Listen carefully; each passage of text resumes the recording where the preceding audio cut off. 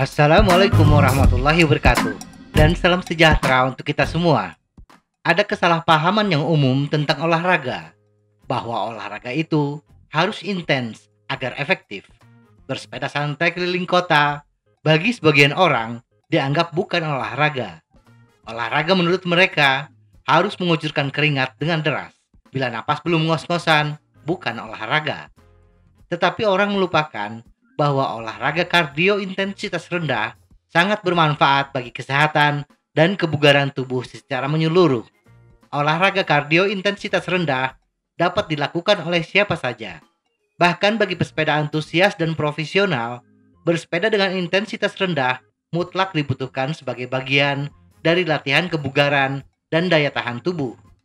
Jenis latihan yang lebih lembut dan lebih mudah diakses ini bisa menjadi gaya kebugaran yang sempurna untuk pemula, atau untuk membantu kita memulai latihan kembali setelah beristirahat sejenak dari berolahraga.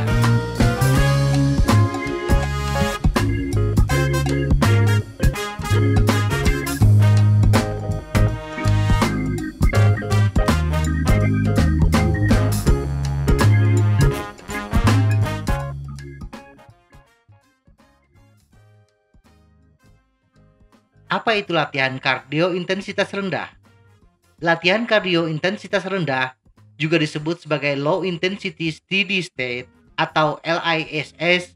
Menurut American College of Sport Medicine, latihan kardio intensitas rendah bila kita bersepeda antara 57% hingga 63% dari detak jantung maksimum untuk periode yang stabil dan berkelanjutan, biasanya selama 30 menit atau lebih.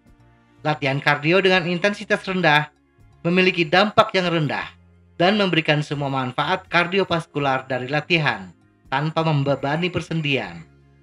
Gaya kardio ini dapat digunakan sebagai pemanasan sebelum latihan ketahanan dan pendinginan setelah latihan ketahanan, dan sangat cocok untuk bersepeda dengan metode puasa.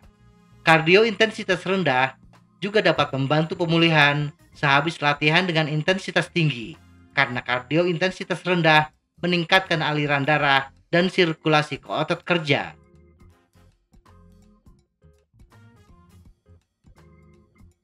Prinsip kerja kardio intensitas rendah. Menurut American Council of Exercise atau ACE, kardio intensitas rendah dapat meningkatkan kapasitas aerobik kita atau meningkatkan kemampuan tubuh untuk menggunakan oksigen selama bersepeda. Dengan bersepeda intensitas rendah ini, membuat tubuh mampu memecah karbohidrat dan lemak menjadi bahan bakar, memperkuat otot-otot yang berkedut lambat, dan mengangkut oksigen lebih efektif ke otot-otot tubuh. Selama latihan intensitas rendah, otot kita mengandalkan energi dari kombinasi oksigen, karbohidrat, dan lemak. Seiring waktu, tubuh kita akan menjadi lebih efisien dalam menggunakan sumber energi ini, yang berarti kita akan mampu bekerja secara fisik dalam jangka waktu yang lebih lama. Sebuah artikel tahun 2001 tentang jenis dan pelatihan serat otot yang diterbitkan dalam Strength and Conditional Journal menjelaskan kardio intensitas rendah juga membantu memperkuat serat otot jenis berkedut lambat. Memperkuat serat otot tipe 1 ini membantu tubuh meningkatkan efisiensi oksigen selama latihan aerobik.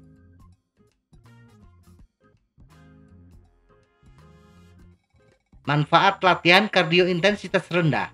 Mayo Clinic merekomendasikan pelatihan kardio untuk menurunkan risiko kesehatan dan meningkatkan kualitas hidup.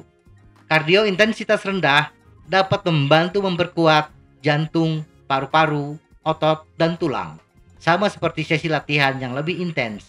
Latihan kardio intensitas rendah juga menenangkan sistem saraf, sehingga kita bisa tidur lebih nyenyak setelah berolahraga. Manfaat lain dari latihan kardio intensitas rendah meliputi memberikan dorongan endorfin, bahan kimia pembawa perasaan senang yang dilepaskan oleh otak, sehingga akan meningkatkan suasana hati kita menjadi lebih bahagia, mengurangi kekakuan, rasa sakit, atau cedera, melalui aktivitas bersepeda yang lebih rendah benturan, dapat membantu mengelola atau mencegah masalah kesehatan, termasuk tekanan darah tinggi, diabetes, dan penyakit jantung.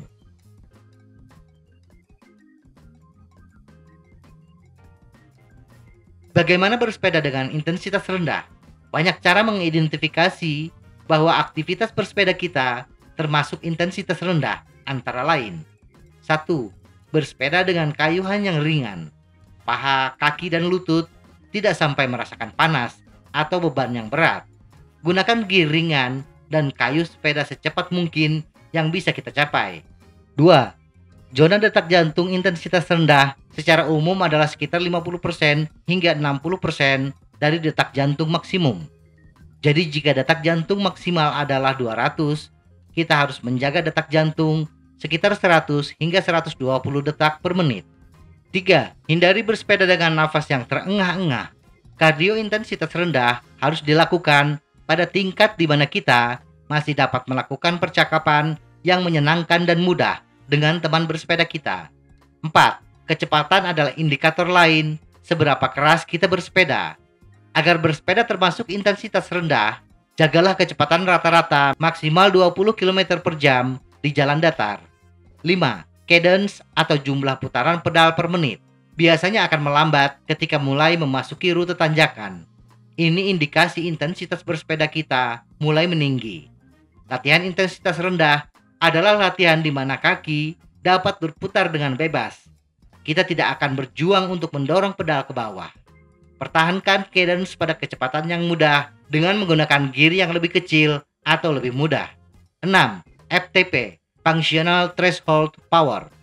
Bila kita memiliki catatan FTP bersepeda, misalnya kita memiliki FTP 200 watt, maka bersepedalah dengan power 55 hingga 75% dari FTP, yaitu antara 110 hingga 150 watt. Semoga informasi ini bermanfaat. Tetap sehat, salam goes.